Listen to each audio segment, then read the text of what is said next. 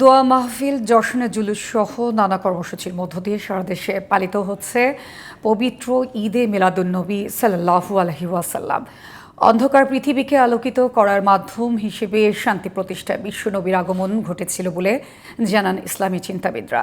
বৈষম্যবিহীন রাষ্ট্র ও সমাজ প্রতিষ্ঠায় মহানবীর আদর্শ বাস্তবায়ন করা জরুরি বলে মনে করেন তারা। সাইফুল ইসলামের রিপোর্ট। হিজরি সনের 12ই রবিউল আওয়াল পৃথিবীর ইতিহাসে অন্যতম গুরুত্বপূর্ণ দিন। বিশ্বের সর্বশ্রেষ্ঠ মহামানব, বিশ্ব মানবতার মুক্তির দিশারি মহানবী হযরত মুহাম্মদ সাল্লাল্লাহু আলাইহি সাল্লাম 570 খ্রিস্টাব্দের এই দিনে পৃথিবীতে আগমন করেন।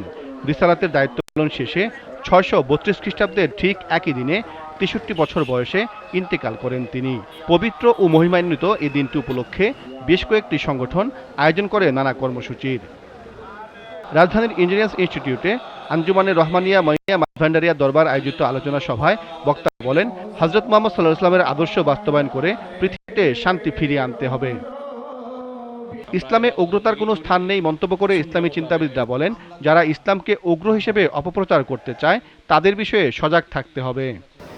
আমাদের কাছে প্রিয় নবীর আগমন পৃথিবীতে যিনি এসে সমস্ত অন্ধকার দূর করে দিয়েছেন, পৃথিবীকে জাহেলিয়াত মুক্ত করেছেন, একটা বর্বর জাতিকে পৃথিবীকে উনি সভ্য করেছেন।